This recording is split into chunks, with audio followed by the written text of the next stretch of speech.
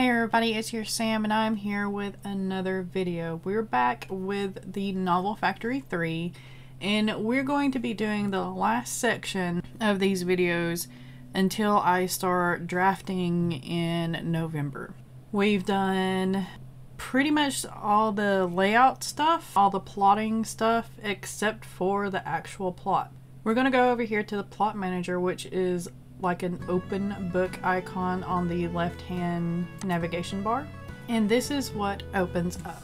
Now I'm going to tell you this. I've played around with the plot manager and subplot manager maybe 4 to 6 times. I kind of lost count. I did record most of it, but I ended up deleting most of the videos because I was kind of annoyed with them. And that's because I find the plot manager and subplot manager a little bit clunky, and that's probably just me. I've tried different things in order to get it to work better. I've reset my internet, I've tested my internet speed just to make sure that it's nothing on my end. Maybe this is because I have always been a pantser or more of a loose outline type of person than an actual plotter.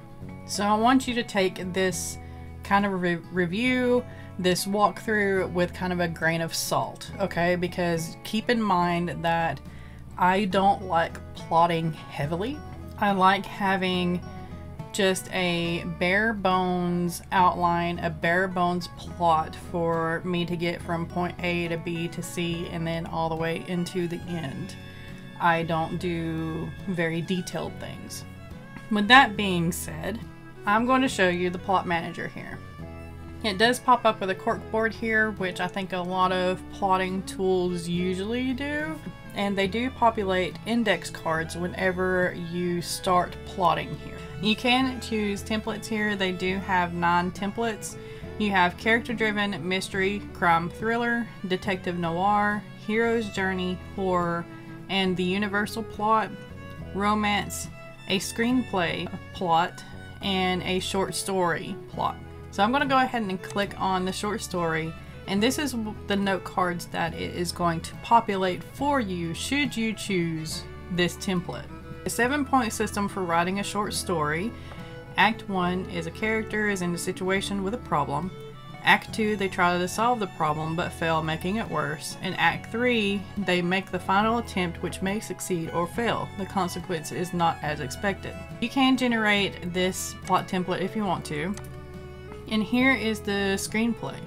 Based on Hollywood blockbusters.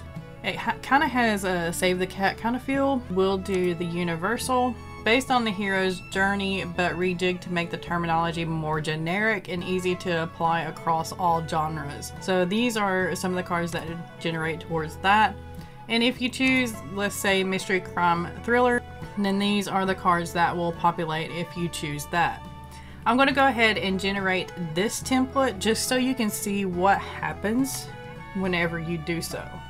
This is the clunky part that I'm finding. You see how these cards are numbered up here on the upper left hand corner? It starts with card number 2. And it won't populate card number 1 until you start messing with the cards. And then it will change this to card number 1 and so on and so forth until there's 14 cards instead of 10 like it says down here. That's one of the little clunky things. That's what threw me off whenever I first started playing with this, because it took me a while to try to change that because I'm a little OCD when it comes to numbering things. I'm going to go ahead and click on this first card right here. And it does take it a little while to populate. That's like what I said. Now, you see the outline around this card.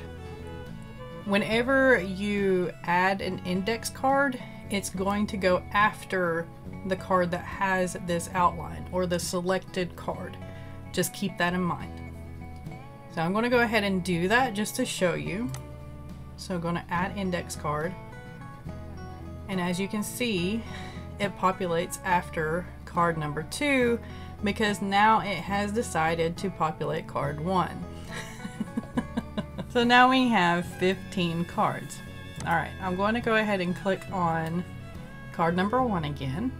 My internet is fine. My computer is running awesome. I haven't had any problems with any other programs whatsoever.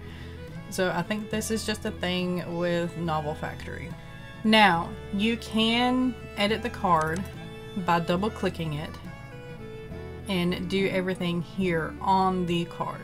It's thinking about it, and you can highlight and delete and whatever, or just add things or bold it or whatever you want to do, and then you hit the save button and it will save it. Or you can go over here to the right hand side and you can begin editing your cards over here. Now this works a lot like the location pages or the item pages or the other pages in the Novel Factory, where you can hit these 3 dots and begin editing. You can retitle your scene, you can put more details in this card right here, and there is also the save button. Now there is a subplot card that is going to come in handy in the next little section that I'm going to show you. So this right here is the subplot manager card. You can see it by the little graph right here, whereas the main plot or the plot manager is depicted by this open book. You can edit this by hitting the 3 dots on the right hand corner, and then you save.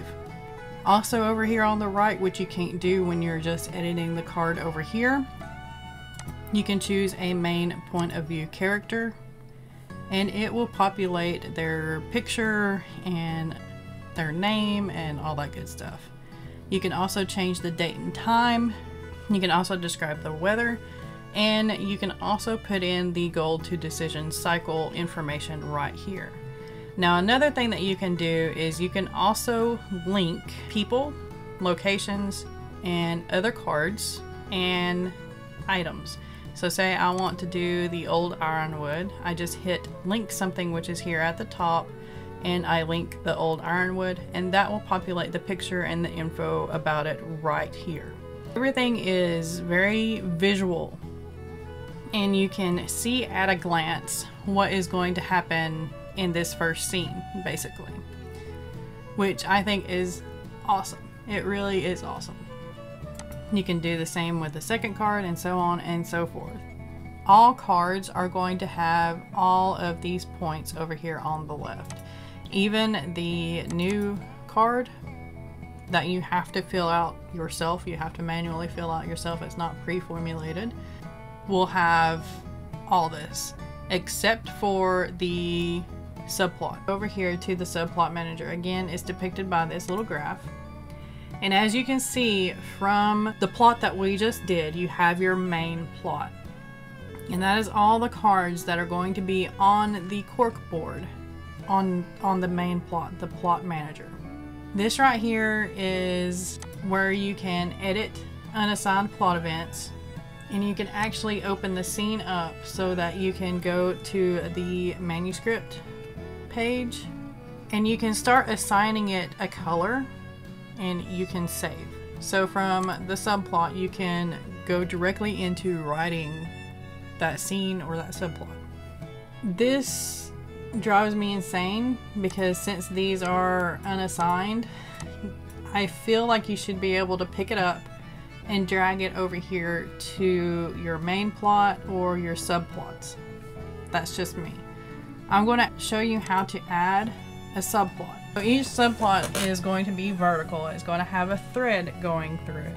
So we're going to say that this is going to be Coven recruitment is going to be a subplot for this. And description.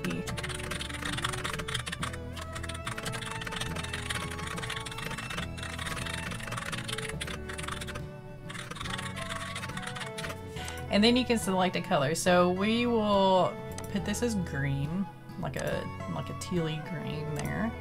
And you can add plot events here. So each time you hit enter, it's going to create a new card on that particular thread. And then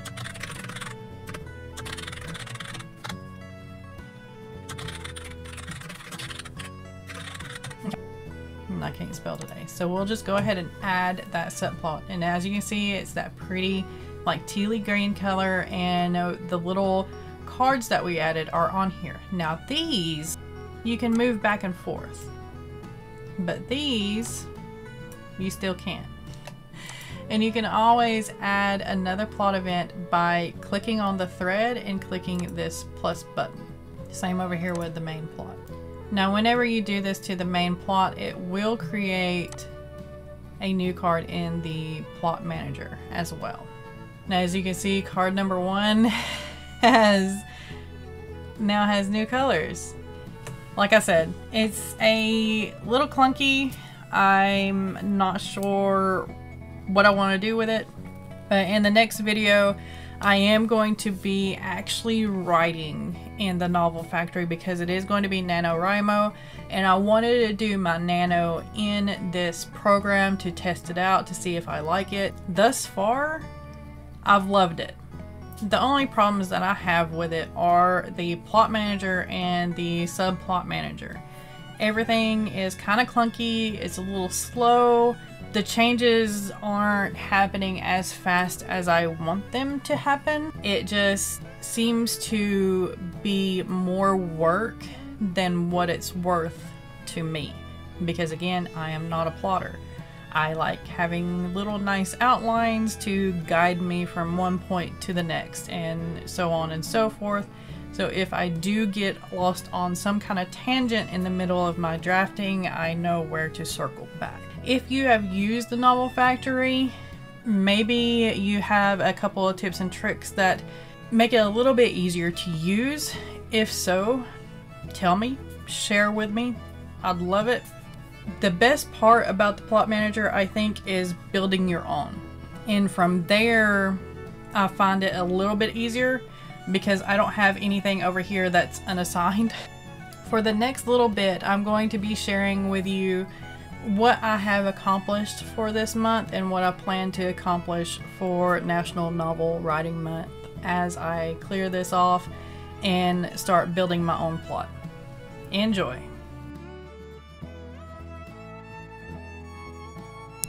What I have accomplished in the month of October is pretty much what you've seen in the videos. I've played around with Map at Imperium, I've played around with the Novel Factory.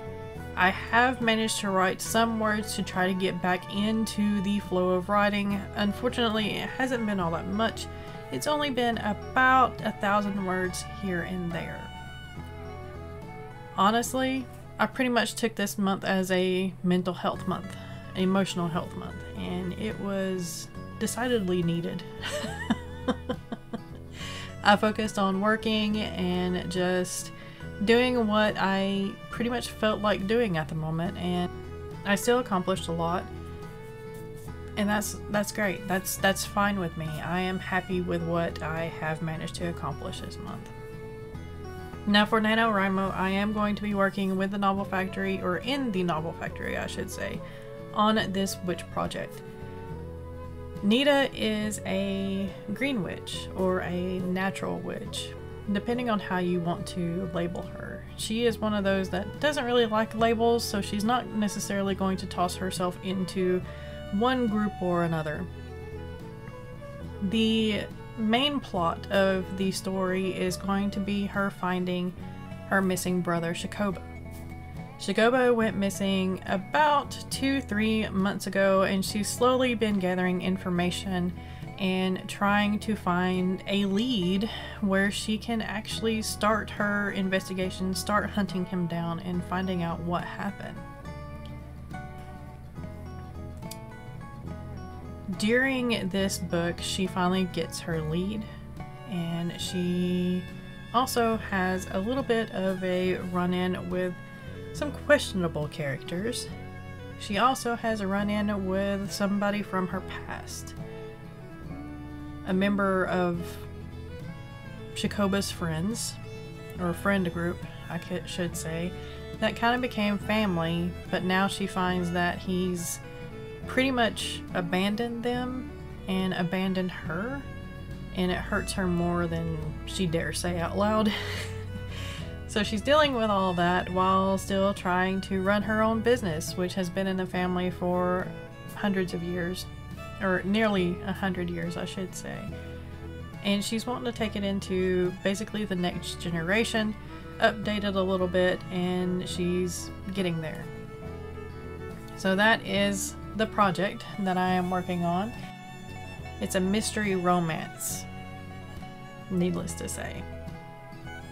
And I think it'll be fun. I think it'll be a nice, fun little project for me to do for Nano, and hopefully I can get close to 50,000 words, and we will see.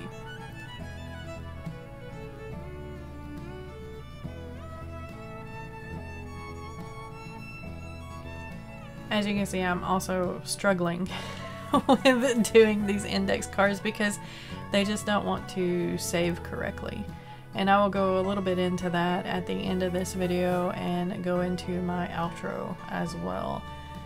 And it's just, the Novel Factory is a great program except for just this little portion right here. And I'm hoping with some feedback, maybe I'm not the only one that experiences this with the Novel Factory, so hopefully others who are experiencing this will leave them some feedback so that they can help fix these problems. It is an online based program, so that could have a lot to do with it, but again, I have checked my internet every single time that I have played with the Plot Manager and Subplot Manager, and it's been doing fine. I've even been able to play some of my hard-hitting games here on the PC with no problems at all, no lag or anything like that, and the Novel Factory just still has these hiccups. So yeah, we've tried a little bit of everything to get this portion to work because I had high hopes for this program. Unfortunately, I think I'm going to go back to Dabble instead of dealing with the Novel Factory any further than, you know, National Novel Writing Month. Not that I don't love Dabble, I absolutely adore Dabble, and they have come out with some new features that are going to be amazing, and I'm actually going to be doing a new video on Dabble here soon, so look forward to that as well.